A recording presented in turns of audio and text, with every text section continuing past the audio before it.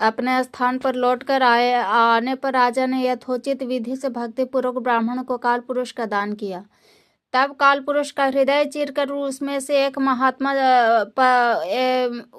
एक पापात्मा चांडाल प्रकट हुआ। फिर थोड़ी देर के बाद निंदा भी चांडाली का रूप धारण करके काल पुरुष के शरीर से निकली,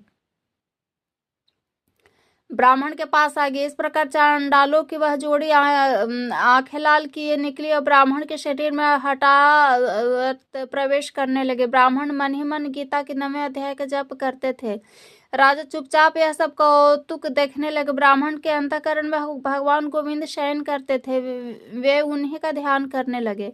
ब्राह्मण ने जब गीता के 9वें अध्याय का जप करते हुए अपने आश्रयभूत भगवान का ध्यान किया, उस समय गीता के अक्षरों से प्रकट हुए विष्णु दूतों द्वारा पीड़ित होकर वे दोनों चांडाल भाग गए।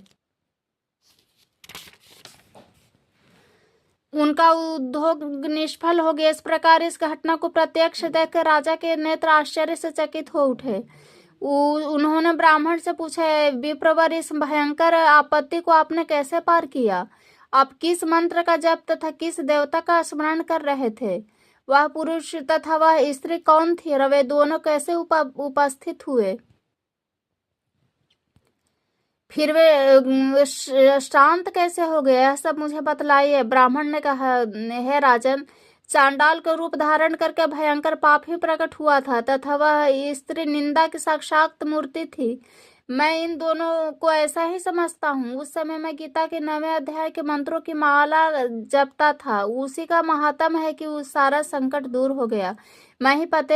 मैं नित्य श्री गीता के 9वें अध्याय का जप करता हूँ। उसी के प्रभाव से प्रतिग्रह जनित आपत्तियों से पार हो सका हूँ। यह सुनकर राजा ने उसी ब्राह्मण से गीता के 9वें अध्याय का अभ्यास किया। फिर वे दोनों परम शांति मोक्ष को प्राप्त हो गए।